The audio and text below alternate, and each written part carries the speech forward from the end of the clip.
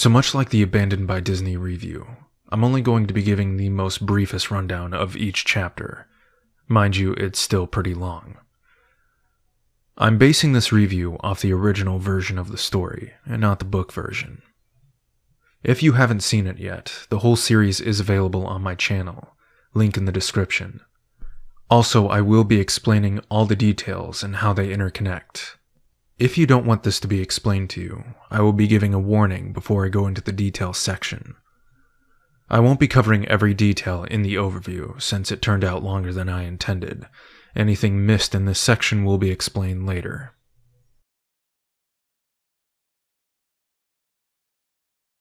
Chapter 1. Footsteps. We're told by the writer that they often heard footsteps in their house as a child, just before drifting off to sleep. They hear it the night of this chapter, but are too tired to be awoken fully by it. They wake up in the middle of the woods, and after finding their way back, it turns out a note was left on their pillow, claiming they were running away. The main character notes that his name isn't spelled right on the paper. Chapter 2. Balloons. The writer details about how as a child he had a project at school where the kids in his class would write a letter, attach it to a balloon, and set it off. The main character puts $1 in their envelope with 4 stamps written on it. At first he doesn't receive any letters, then eventually begins to get some in the form of pictures, of which don't seem to have anything in them. And even after the replies stop for all the other kids, he still receives them. After starting a snow cone stand at his house sometime after this Penpal project with his friend Josh, the main character recognizes the $1 from the balloon he sent off, in the stack of money they have. It reminds him of his picture collection. After trying to show Josh, but losing interest, they proceed to play near the woods and hear strange mechanical noises. That night, the main character looks at all the Polaroids he had gotten from the Penpal project again. He realizes, in one way or another, he was in every photo he had received. The next morning, he tries to tell his mom about the pictures. However, she's distracted by sorting the mail. It's not until a particular letter with another picture in it finally gains the mom's attention. She begins to call the police as the main character sees the picture, realizing it was from the day before, as he and Josh are playing near the woods. Chapter 3. Boxes. Presumably a few years after Chapter 2, the main character talks about a cat they owned named Boxes. After moving from their old trailer house to a different area, the main character realizes that Boxes is missing. After moving from their old mobile home to a different area, the main character realizes that Boxes is missing. About a week or so later, after Boxes still hadn't returned, the main character theorizes that Boxes might have gone to the old house, seeing it as its home. He and Josh set out for the old trailer house, armed with walkie-talkies and flashlights. The main character searches under the house while Josh goes inside, and having shut the crawlspace entrance on the MC to keep Boxes from possibly slipping out. The main character finds food bowls under the house, believing that his mom had set them up back when they used to live there, in an attempt to lure the cat to a place the mom could easily retrieve it from, when Boxes used to escape often. While in the main character's old room, Josh notes that there are clothes in the bedroom closet and photos of the MC all over the walls. The main character hears large footsteps above them in the house, realizing that someone else was in there. Josh notices that the stranger has a large bag that seems to be moving. Josh is able to get out of the house, but not without being noticed by the stranger and losing the walkie-talkie in the process. After opening the crawlspace back up, the two boys run away from the house. Josh exclaims that the stranger took his picture, presumably just before he got out of the house. The chapter ends with the main character hearing meowing coming from somewhere in his room, at first believing it to be Boxes, but only finding the walkie-talkie he still had, and the sounds coming from its speaker. Chapter 4. Maps. Set sometime before Chapter 2, the main character and Josh are working on mapping out the river near the main character's house. After constructing a makeshift raft to traverse the river beyond the thick woods, the characters venture out as night approaches. While attempting to head back before the MC's mom got back from a call at work, the two become aware that something is following them from just beyond the shoreline.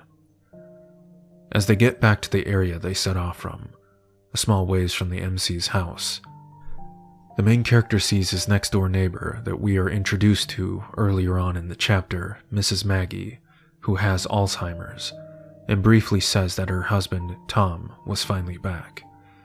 It's known that her husband has been dead for some time at the point of this event.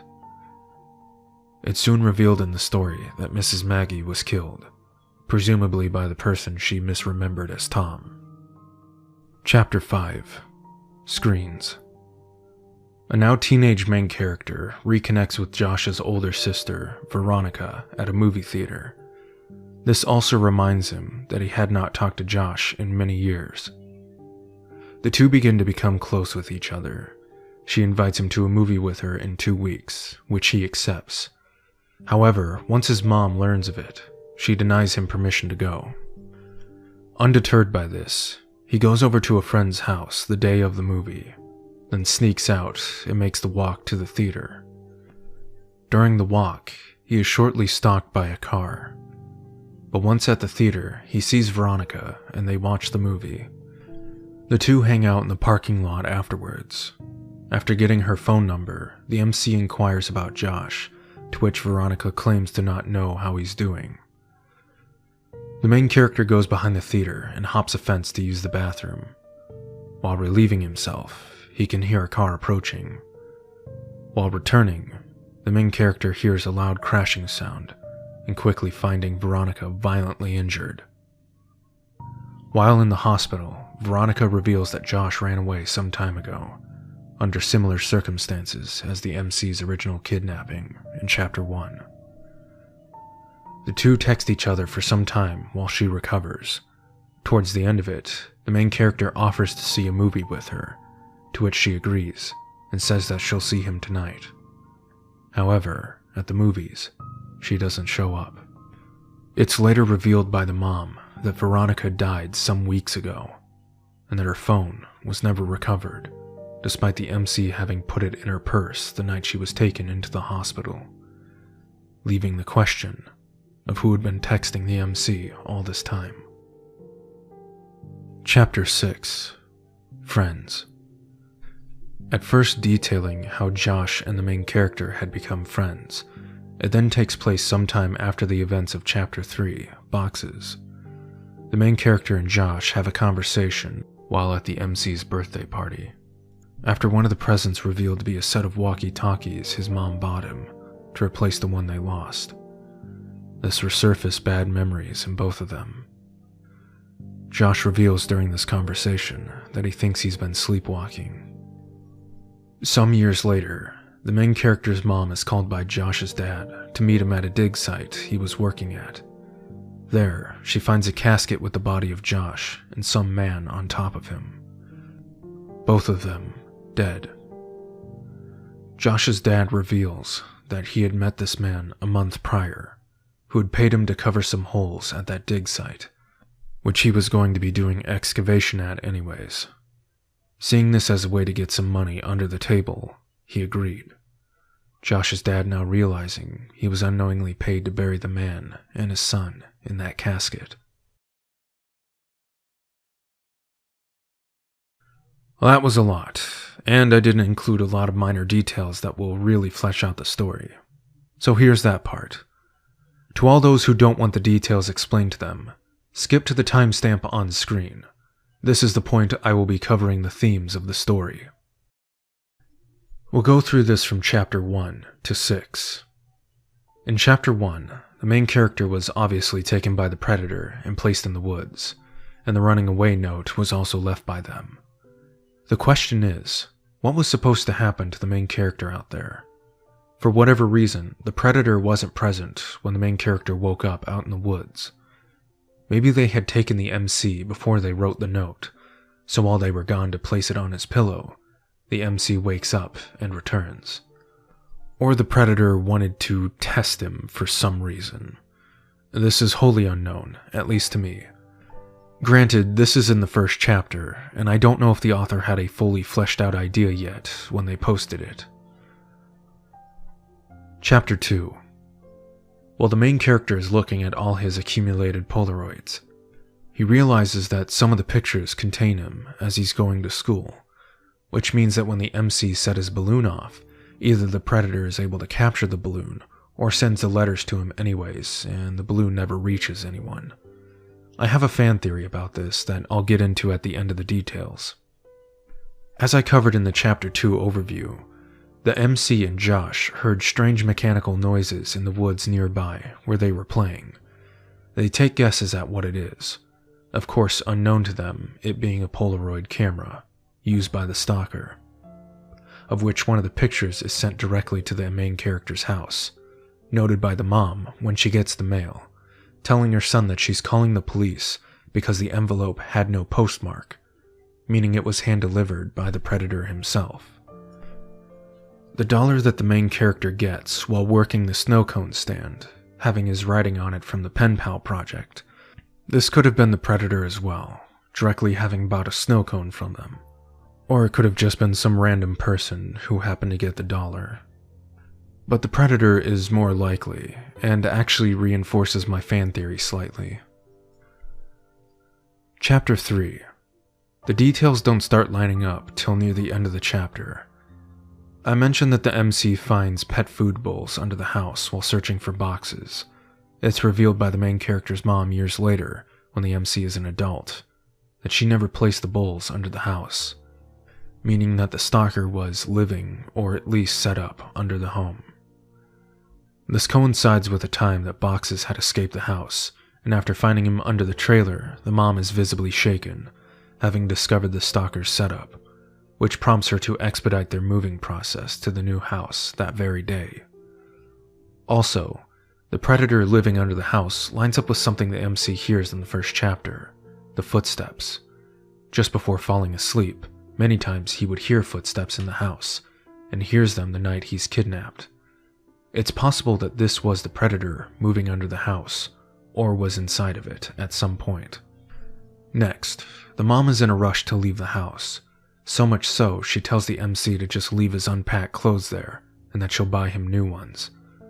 When Josh gets into the house, the night they look for boxes, he sees the main character's clothes hanging in the closet, despite him having taken them down in preparation to pack them. The bag that the stranger is carrying presumably had boxes in it, given that it was moving. The pictures of the MC covering the walls, they were either the collection of Polaroids the MC left behind, or a different collection the stalker had. It's never explained if the main character kept the Polaroid collection when moving to the new house. The predator taking Josh's picture was him now having another target. Granted, he could have already been a target back in Chapter 2 when their picture was taken, as noted by the MC in this chapter. Lastly, the main character hearing boxes meowing over the walkie-talkie was most likely the predator taunting the MC. At least that's how I personally see it. Chapter 4. So Maps doesn't have as many detail points that lead into other things.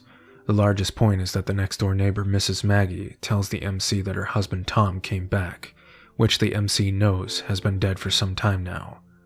But at the time, he doesn't recognize what she said, not until the main character is revisiting these memories as an adult.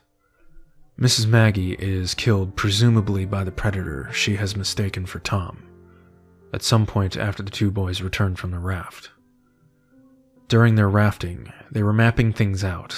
While they became aware of the person following them, the raft began to fall apart. As such, the map falls into the river. Thinking it's lost, after getting back to shore, the main character finds what he thinks is the map in his pocket, but it turns out to be a different piece of paper, with two characters drawn on it, one larger, one smaller, and both holding hands, with the MC's initial next to the two characters. Chapter 5. A whole lot happens in this one. So to start, the mom being vehemently against the MC hanging out with Veronica is due to her knowing that Josh went missing, and probably reasoning that it was due to the predator. She wanted the main character as removed from Josh's family as possible. Now when the main character is walking to the theater, the car that follows him for a bit is the same one that is later in the parking lot when he arrives there, noted by the large crack on the back window. At first, the main character believes it to be a theater employee, but it's probably supposed to be the stalker.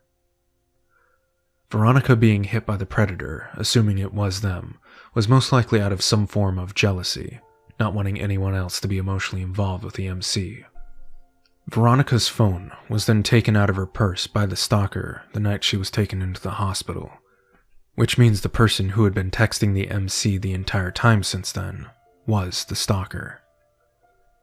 A detail I didn't cover in the overview: the night that the main character goes back to the theater expecting Veronica to be there, having been texted by her, "See you tonight." Instead, a man sits in the seat the MC reserved for Veronica. The man is described as having a strange way of breathing. This is alluded to being the stalker, given that the text the MC receives after asking Veronica the next day why she didn't show, being, "See you again soon," meaning that the MC was seen by someone, just not Veronica. The wrong way of breathing, as described by the main character, I assume the predator was breathing in a manner that one does when hopped up on adrenaline, given that they were fulfilling a fantasy, or the more typical creepy stalker breathing we've heard in movies and TV. Another detail I didn't mention is that Veronica's phone wasn't shut off until the end of the billing cycle, due to the parents not knowing where it was. They later found out that there was a massive pending charge from hundreds of pictures having been sent from Veronica's phone to the main characters, to which we know early on can't receive pictures.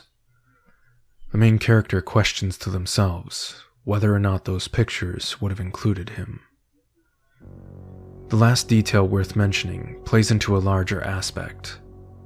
The last text the MC got from Veronica's phone was, "See you again soon." Of course, we know that the MC isn't bothered by the stalker after this point in their life, at least as far as we know. Side note, while recording this, I remembered a line in the story that does offer some speculation, and I have a potential theory about the predator's lack of interaction after the text, which I will cover shortly. Chapter 6. This is where many of the big revelations come. First point of detail: during the main character's 12th birthday, near the beginning of the chapter, taking place after the events of Boxes, they receive a birthday card from an unknown person. At first, the MC believes it to be from his mom, but she denies having written it. The card simply said, "I love you," which the mom brushes off with a mildly embarrassing joke for the main character. This implies that either the stalker was at their party, or they had delivered the card and observed from afar, or left the party entirely without staying to see. For darker implications, I theorize that the stalker was at the party, but realistically, they probably left before the card was read. The next point of detail, a little bit later at the party, Josh tells the MC that he thinks he's been sleepwalking. Of course, this implies that the stalker has been doing to Josh what he had done to the MC in Chapter 1. Side note, in Chapter 1, the MC also describes that they would oftentimes sleep on the top bunk, but wake up on the bottom. Though they explain this away as them having gotten up to get water, it's possible that the stalker was getting into the house and moving them. The next part of the story is when the mom explains to the MC how she was called down to a dig site Josh's dad was working on. She sees an open casket with a large man laying on top of Josh's body. There are several things noted by the mom that a line in an earlier chapter connects with. The MC states that he and Josh looked a lot alike, and even sounded alike, being able to fool the main character's mom between the two sometimes. The key difference was that Josh had blonde hair, while the MC has brown hair. In the casket now, Josh had brown hair. It had been dyed. His clothes were all too small as well. This means that the predator wanted Josh to look more like the MC after he captured Josh, dyeing his hair the same color and making him wear the MC's clothing from when he was a kid. The mom also found the paper that had the drawing with the two figures on it from Chapter 4 in the stalker's pocket, meaning that he had got it at some point between the events of maps and after they moved at the beginning of boxes. Most likely it was in the MC's clothing or elsewhere in his room that he left behind when the mom made them move the same day she found the stalker's setup. Josh's dad found a piece of paper in his pocket. Not knowing what it was, the dad handed it to the mom. She tells the MC that it was a map. The main character comes to the realization that Josh had returned to the woods to map out the river sometime after the birthday party he last attended, as a sort of late birthday present. It's speculated that during this mapping, Josh was kidnapped by the predator. It's possible that the reason the MC is no longer bothered by the predator after the last text is this is when he had been killed by Josh. While writing this, I've come to another conclusion about some of the events. I don't think the predator intended to be buried with Josh. I think the statement by his dad, "He paid me to bury him with my son," was a somewhat false conclusion. I believe that the stalker had intended to kill Josh, then bury him, or bury him alive. However, Josh was able to bite his throat enough to make him bleed out, but also falling onto him as well. It's possible that the predator would have done more to the MC if he had successfully buried Josh alone. Now, this next detail is one that many have read into, and I believe they've misunderstood it, though it's understandable given the way it's worded. I'll read out the section real quick. As my mother looked at the man who now lay facing upwards, she realized she was facing the person who had haunted our lives for over a decade. She had imagined him so many times, always evil and always terrifying, and the cries of Josh's father seemed to confirm her worst fears. But as she stared at his face, she thought that this didn't look like who she imagined. This was just a man. There's a theory among some fans that the stalker was the main character's dad, and given the line, "She thought that this didn't look like who she imagined," it might lead many to believe that the mom thought it was someone she knew, and for some time, I believed it to be this way as well. However, upon reading the line and using the context of the rest of the paragraph, it's something else. The mom had imagined the man as vile, wicked, probably even a distorted and gruesome visage of a human. However, the man she was staring at was just a regular person, no different than anyone else. That's what I believe this sentence means. It isn't that she thought she knew who it was, it's that she had a mental image of this person, but who she was staring at wasn't what she had conjured in her mind. This predator wasn't an obvious villain. They looked like an average person. No evil scars, no villainous mustaches, no hooks for hands, no wicked smiles, no jagged teeth. Just an average person. So that theory I was going to talk about, the book version pretty much confirms it. I know I said I wasn't going to use it, but while revising the script, I looked in the book for a line I thought was missing in the original and discovered some things. So here's my theory. I postulated that Chapter 2 happens before the events of Chapter 1, as we're never told what age the MC is in Chapter 1 exactly. I speculated that the MC's balloon is what let the predator find him, and the long time it takes for the MC to get the pictures from the Penpal is the period when the predator started taking pictures of him at school. This would mean the kidnapping in Chapter 1 does take place sometime after, once the stalker has been able to find out where he lives. The book confirmed my theory, and I had completely forgotten it did. This makes the story a whole lot darker. This means that the main character accidentally attracted the stalker to him. Of course, if most of you already knew this, then I'm the idiot. So be it. Originally, I had thought that the stalker was already focused on him before the Penpal project, and he somehow captured the balloon, or it never actually reached anyone. Though it made more sense for the stalker to have captured it since he had the 4 stamps dollar. However, my pre-balloon stalker idea is now no longer valid.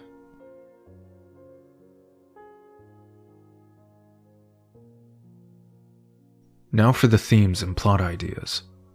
So right off the bat, one of the biggest underlying elements that makes the story enter a whole different level of creepiness and dread for me is this: the predator. The main character is not some chosen one, not a child of prophecy.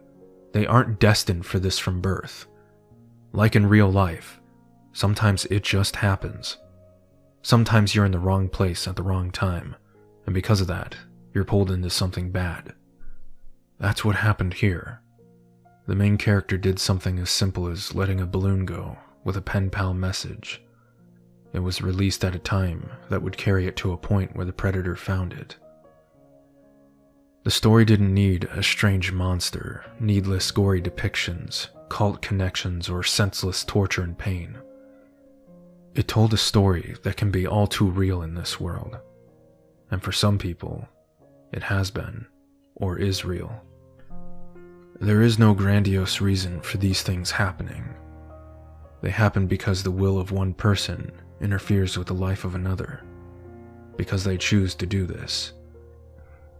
One of the other things about this story, much like Mr. Widemouth, it has that whole coming back to childhood memories with the insight of an adult, which in this case helps with the character-shattering revelations, such as at the end of Maps, the main character, as an adult, realizes why Mrs. Maggie's body was never seen being brought out.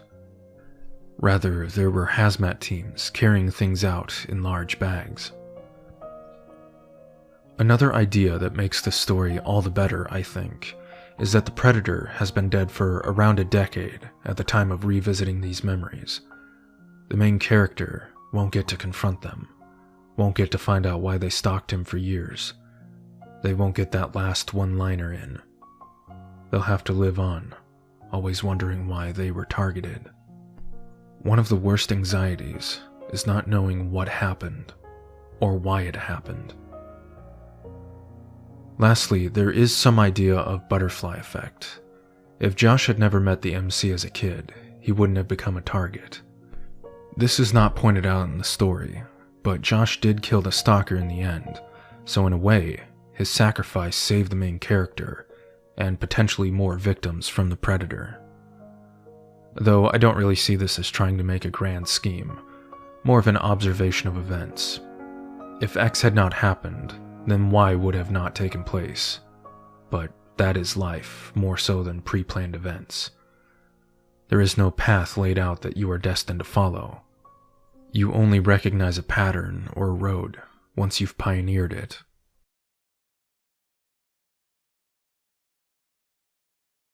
As always, let's break this down into its base components. Plot. A character revisiting the strange events of their childhood in an attempt to understand things better. Characters. A very tight focus on 2 characters, with occurrences of a few others to drive in more mystery. This, much like with my story, Without a Trace, allows for plot progression through dialogue rather than narration solely, which can help develop and make characters feel more human. Themes. The realism of life, a stalker situation that lacks a grand scheme, to show that this was a tragedy born out of randomness, the person affected by this coming to terms with the experience, and lastly, no final confrontation, as that is often the case in real life as well. A last note. To the author of this story, 1000 Vultures, Dathan Arbach, apologies if I mispronounce the last name, this story and some of the narrations are what pushed me to finally start narrating myself. When listening to it back when I was around 15 or 16, I was on the edge of my couch, sweating through my shirt, and craving the next chapter. Stories had never had that effect on me up until that point. Only TV and movies ever got that kind of reaction out of me. So for this to cause the same feeling, it was a moving experience. I knew I had stumbled onto something I had to get involved with. Because of this, I found something that myself and those that watch me enjoy very much: narration, voice acting, writing, and production. So, after 9 years of doing this, I'm finally getting around to saying thank you for writing this story.